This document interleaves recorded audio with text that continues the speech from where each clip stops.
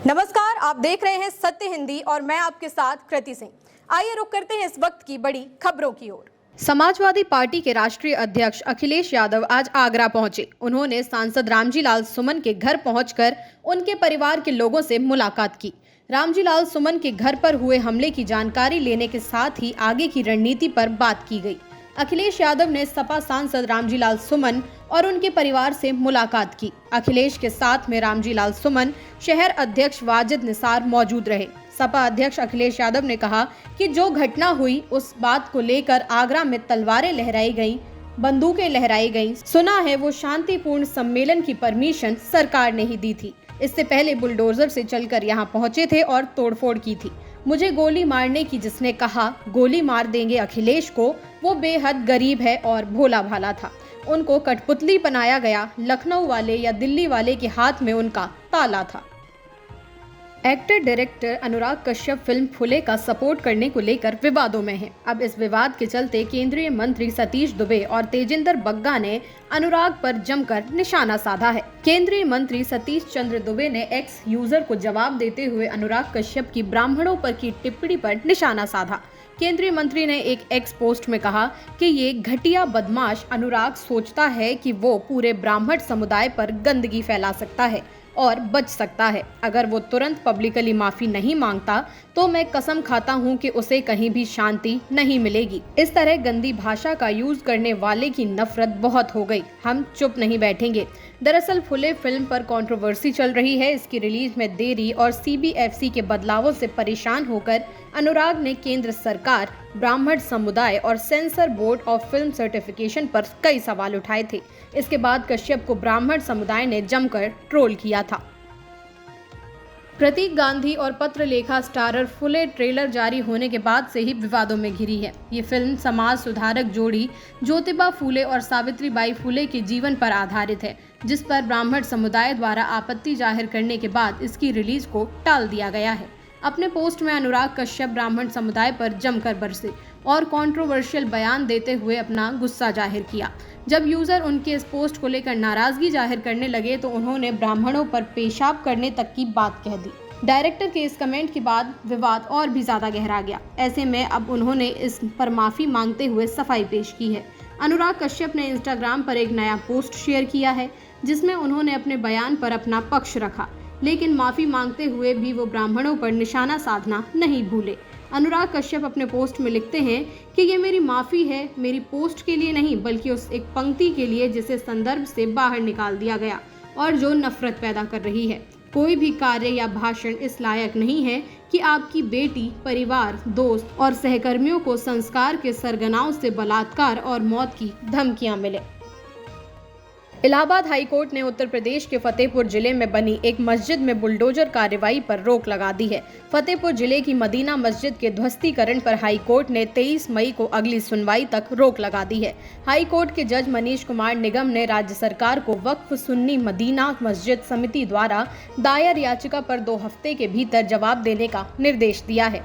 साथ ही मस्जिद के ध्वस्तीकरण के आदेश को चुनौती दी गई है। वक्फ सुन्नी मदीना मस्जिद समिति के अध्यक्ष हैदर अली द्वारा जिला राजस्व अधिकारियों द्वारा मस्जिद को गिराए जाने के आदेश के खिलाफ हाई कोर्ट में याचिका दायर की गई थी। इसी याचिका पर सुनवाई करते हुए जज मनीष कुमार निगम ने गुरुवार को राज्य सरकार को 2 हफ्ते में अपना जवाब दाखिल करने का निर्देश दिया है।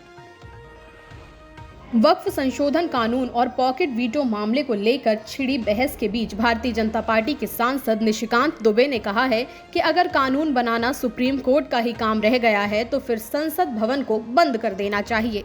उन्होंने सोशल मीडिया पर शेयर एक पोस्ट में ये बयान दिया। बीजेपी सांसद निशिकांत दुबे ने एक्स पर लिखा कि कानून यदि सुप्रीम कोर्ट ही बनाएगा तो संसद भवन बंद कर देना चाहिए। इससे पहले सुप्रीम कोर्ट में वक्फ कानून पर सुनवाई से पहले केंद्रीय मंत्री किरेन रिजिजू ने कहा था कि मुझे पूरा भरोसा है कि सुप्रीम कोर्ट विधायी मामले में दखल नहीं देगा। हमें एक दूसरे का सम्मान करना चाहिए। अगर कल सरकार न्यायपालिका में दखल देती है तो अच्छा नहीं होगा। शक्तियों का बंटवारा अच्छी तरह से परिभाषित है। बिहार में आगामी विधानसभा चुनाव को लेकर सुगबुगाहट तेज हो गई है। इसी बीच मुख्यमंत्री नीतीश कुमार के बेटे निशांत ने अपने पिता के स्वास्थ्य पर बोलते हुए तेजस्वी यादव पर बड़ा बयान दिया है। उन्होंने तेजस्वी को अपना छोटा भाई बताया है। निशांत ने मीडिया से बातचीत के दौरान राजनीति में अपनी एंट्री के सवाल को टालते हुए बिहार की जनता से एक बार फिर से एनडीए की सरकार बनाने की अपील की और एनडीए के अच्छा बहुमत से फिर से लाएं, पिताजी सीएम रहें, बिहार में विकास का काम जारी रहेगा। जब उनसे पूछा गया कि तेजस्वी यादव आपकी बहुत तारीफ करते हैं तो उन्होंने कहा कि हाँ ठीक है, हमारे छोटे भाई हैं, ऐसे कहते हैं तो अच्छी बात है। वहीं जब उनसे ये पूछा गया कि तेजस्वी यादव खुद को मुख्यमंत्री पद का दावेदार मानते हैं, इस पर बोलते हुए निशांत ने कहा कि ये तो जनता देखेगी, जनता के दरबार में चलते हैं, जनता तय करेगी कि कौन सीएम बनेगा। कर्नाटक के बीदर और शिवमोगा जिलों में केंद्र पर सीईटी परीक्षा कक्ष में प्रवेश करने से पहले कुछ छात्रों को जनेऊ उतारने के लिए कहा गया। दावा है कि कई छात्रों ने जनेऊ उतारने से इनकार किया तो उन्हें बिना पेपर दिए ही लौटना पड़ा। इससे विवाद पैदा हो गया है। राज्य के उच्च शिक्षा मंत्री ने जिम्मेदार लोगों के खिलाफ कार्रवाई का आश्वासन दिया है। इस मामले में नटराज भागवत नाम के एक पेरेंट की शिकायत है कि आधार पर केस भी दर्ज कर लिया गया है। पुलिस ने बीएनएस की धाराओं के तहत एफआईआर दर्ज की है। सेंटर पर 3 छात्रों को जनेऊ और हाथों में रक्षा सूत्र पहनने को लेकर रोक दिया गया था। आरोप है कि कॉलेज के गेट पर मौजूद गार्ड ने 2 छात्रों के जनेऊ और रक्षा सूत्र को भी खुलवा दिया। हालांकि एक छात्र जनेऊ न खोलने पर भी अड़ गया, जिसके बाद उसे 15 मिनट तक गेट पर ही रोक कर रखा गया। जम्मू कश्मीर के राजौरी जिले में इंदिरा गांधी राष्ट्रीय मुक्त विश्वविद्यालय इग्नू प्रोफेसर के साथ हुई कथित मारपीट के मामले में सेना ने जांच के आदेश दिए हैं। प्रोफेसर ने आरोप लगाया है कि गुरुवार देर रात वाहनों की जांच के दौरान सैनिकों ने बिना किसी उकसावे के उन पर हमला किया। सेना का कहना है कि प्रोफेसर ने सैनिकों से हथियार छीनने की कोशिश की थी। इसके चलते हाथापाई हुई और उन्हें चोटें आईं। इस घटना से इलाके में तनाव है और पीडीपी अध्यक्ष महबूबा मुफ्ती ने दोषियों के खिलाफ कार्रवाई की मांग की है। इस मामले पर सेना ने कहा कि प्रारंभिक जानकारी से पता चलता है कि जब व्यक्ति को रोका गया तो उसने ड्यूटी पर तैनात जवानों से हथियार छीनने की कोशिश की और झड़प की स्थिति पैदा हो गई। हालांकि पूरे मामले की जांच के आदेश दिए गए हैं। यदि कोई भी जवान दोषी पाया जाता है तो उसके खिलाफ मौजूदा कानून के तहत सख्त कार्रवाई की जाएगी। अमेरिका और चीन के बीच जारी टैरिफ वॉर जल्द ही खत्म हो सकता है। दोनों देशों के बीच टैरिफ को लेकर समझौता होने की उम्मीद बढ़ गई है। दरअसल शुक्रवार को राष्ट्रपति डोनाल्ड ट्रंप ने व्हाइट हाउस में संवाददाताओं से कहा कि अमेरिका की चीन के साथ अच्छी बातचीत चल रही है। ये वास्तव में बहुत अच्छा है। उन्होंने इस मामले पर कोई विस्तृत ब्यौरा नहीं दिया, लेकिन आश्वासन जरूर दिया कि दोनों देश टैरिफ डील के करीब हैं। उन्होंने पहले भी कहा था कि बीजिंग से चीनी प्रतिनिधियों ने कई बार अमेरिका से संपर्क किया है। अगर अमेरिका चीन के बीच टैरिफ डील जल्द होती है तो ये शेयर मार्केट के लिए अच्छी खबर होगी। वहीं सोने में मुनाफा वसूली देखने को मिल सकती है। सोने में बड़ी गिरावट भी आ सकती है।